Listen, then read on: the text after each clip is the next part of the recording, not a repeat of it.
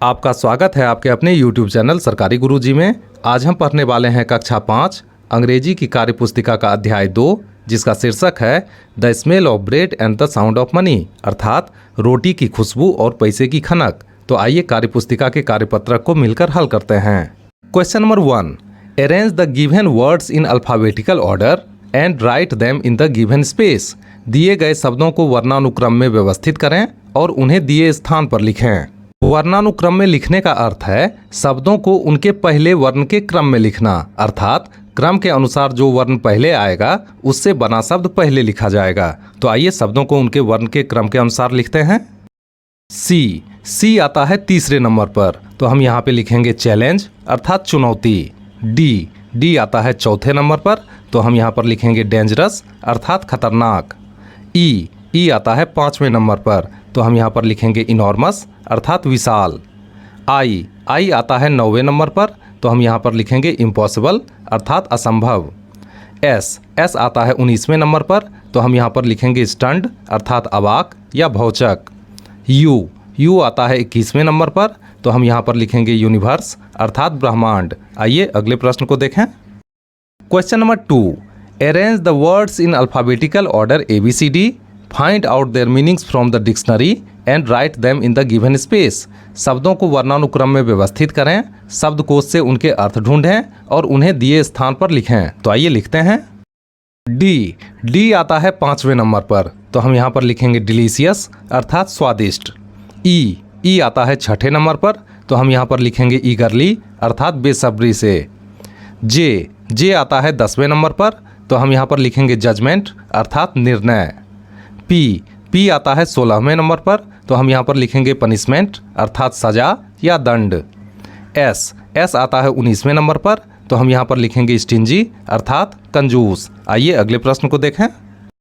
Question number 3, match the words with their meanings as shown below. नीचे दिखाए अनुसार शब्दों को उनके अर्थ से मिलाएं। तो आइए शब्दों को उनके अर्थ से मिलाते हैं। स्टिंजी का अर्थ है कंजूस, तो हम इसे मिलाएंगे माइजर से अर्थात कंजूस या लोभी। डिलीशियस का अर्थ है स्वादिष्ट, तो हम इसे मिलाएंगे टेस्टी से अर्थात स्वादिष्ट। कामली का अर्थ है शांति से, तो हम इसे मिलाएंगे पेशेंटली अर्थात धैर्यपूर्वक से। साउंड का अर्थ है आवाज़, तो हम इसे मिलाएंगे वॉइस से अर्थात आवाज़। प्राइस का अर्थ है कीमत या मूल्य, तो हम इसे मिलाएंगे कॉस्ट से अर्थात लागत या मूल्य। डिलाइट का अर्थ है आनंद या सुख, तो हम इसे मिलाएंगे प्लेजर से अर्थात खुशी या प्रसन्नता। आइए अगले प्रश्न को देखें। Question number 4, match the WH words with there right option. WH शब्दों को उनके सही विकल्पों से मिलाएं। तो आइए WH शब्दों को उनके सही विकल्पों से मिलाते हैं। ये सभी शब्द WH के साथ शुरू होते हैं। तो आइए देखें। वेयर का अर्थ है कहाँ, तो हम इसे मिलाएंगे प्लेस से अर्थात जगह। व्हेन का अर्थ है कब, तो हम इसे मिलाएंगे टाइम से अर्थात समय। हु का अर्थ है कौन, तो हम इसे मिलाएंगे पर्सन से अर्थात व्यक्ति या आदमी। व्हाट का अर्थ है क्या, तो हम इसे मिलाएंगे थिंग से अर्थात चीज़ या एक्शन अर्थात कार्य या क्रिया से। व्हाई का अर्थ है क्यों, तो हम इसे मिलाएंगे रीजन से अर्थात कारण। आइए अगले प्रश्न को देखें। Question number 5, give a few examples of noun from your day to day life which can be counted and which can not be counted in the given space. अपने दैनिक जीवन से संज्ञा के कुछ उदाहरण दीजिए जिन्हें गिना जा सकता है या जिन्हें नहीं गिना जा सकता है, और उन्हें उचित स्थान पर लिखिए। तो आइए लिखते हैं। कैन बी काउंटेड जिन्हें गिना जा सकता है वे हैं लीफ पत्ती, डॉग कुत्ता, हाउस घर, फ्रेंड मित्र या दोस्त, टूथ दांत, नेल नाखून। कैन नॉट बी काउंटेड जिन्हें नहीं गिना जा सकता है वे हैं वाटर पानी, एयर हवा, एडवाइस सलाह, एनर्जी ऊर्जा या ताकत, लाइट रोशनी, म्यूजिक संगीत। आइए आगे बढ़ते हैं। A noun can be classified as countable noun and uncountable noun. संज्ञा को गणनीय संज्ञा और अगणनीय संज्ञा के रूप में वर्गीकृत किया जा सकता है। काउंटेबल नाउन अर्थात गणनीय संज्ञा, the noun which we can count, संज्ञा जिन्हें हम गिन सकते हैं। Example cat, women, pen etcetera. उदाहरण के तौर पर बिल्ली, औरत, कलम इत्यादि। अनकाउंटेबल नाउन अर्थात अगणनीय संज्ञा, the noun which we can not count, संज्ञा जिन्हें हम नहीं गिन सकते। Example milk, rice, happiness etcetera. उदाहरण के तौर पर दूध, चावल, खुशी इत्यादि।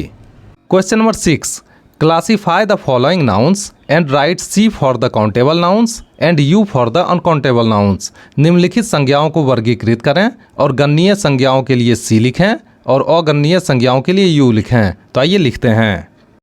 काउंटेबल नाउन्स जिन्हें हम गिन सकते हैं वे हैं बुक, किताब, पॉकेट, जेब, क्वाइन, सिक्का, केक, टिक्की, टॉफ़ी, आप जानते ही हैं, मनी, पैसा। अनकाउंटेबल नाउन्स जिन्हें हम नहीं गिन सकते हैं वे हैं मिल्क, दूध, लाइट, रोशनी, शुगर, चीनी, विंड, हवा, वाटर, पानी, ऑयल, तेल। आइए अगले प्रश्न को देखें। Question number 7, fill in the blanks with a, an और सम। रिक्त स्थानों को ए, एन या सम से भरिए। तो आइए भरते हैं। 1, please give me a glass of water. कृपया मुझे एक ग्लास पानी दें। वाटर का अर्थ है पानी। 2, I bought an umbrella for ₹250। मैंने 250 रुपये में एक छाता खरीदा। अम्ब्रेला का अर्थ है छाता। 3, my father bought a book for me. मेरे पिता ने मेरे लिए एक किताब खरीदी।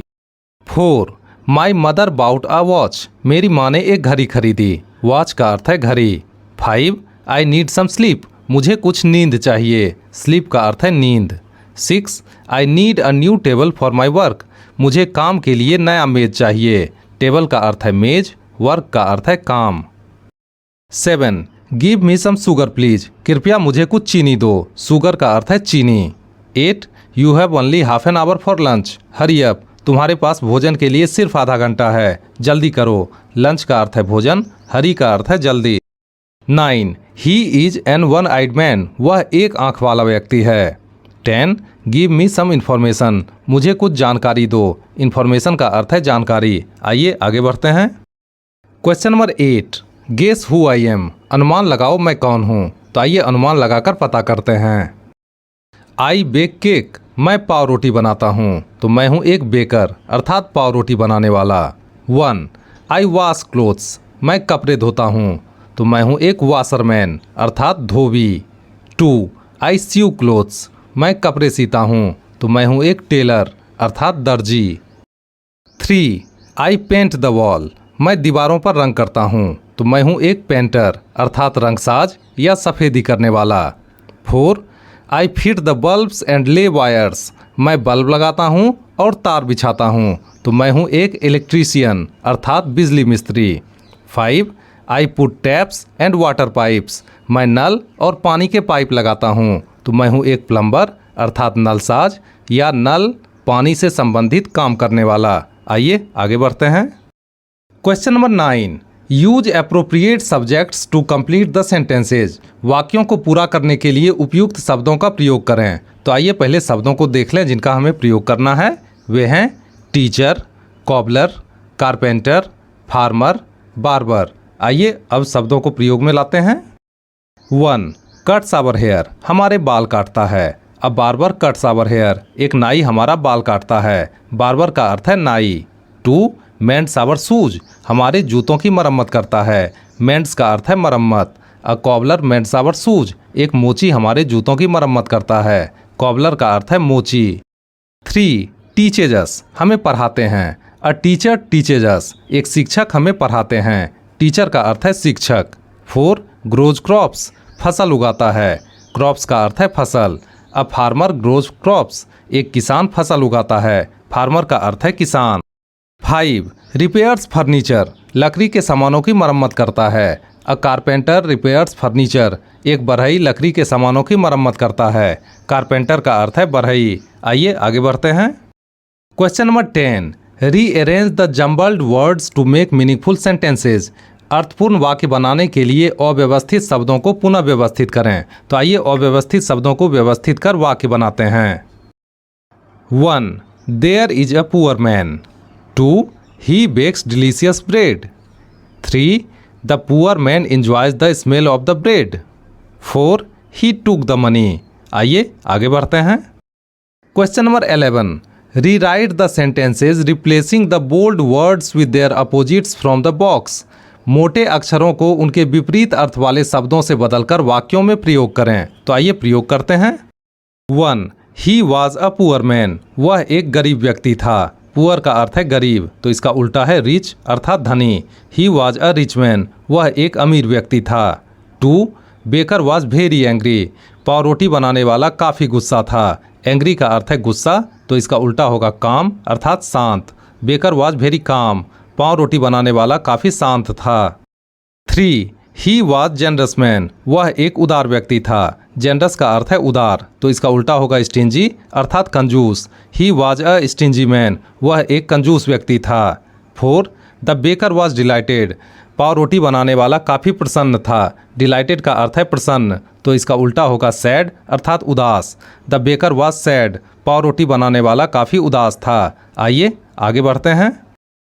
Question number 12, rearrange the given steps of making नींबू पानी and right them in the space given below.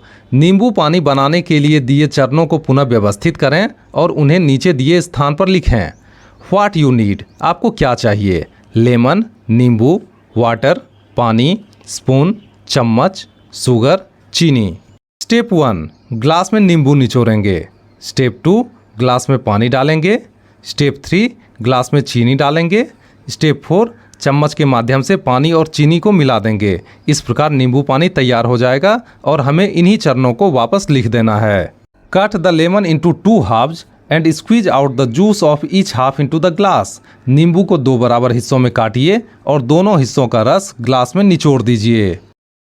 Pour some water into the glass, glass में कुछ पानी डालिए। Add some sugar and salt, उसमें कुछ चीनी और नमक डालिए। Stir it well with a spoon, उसे एक चम्मच की मदद से अच्छे से मिलाइए। स्टीर का अर्थ है हिलाना या मिलाना, और इस प्रकार आपका नींबू पानी तैयार हो जाएगा।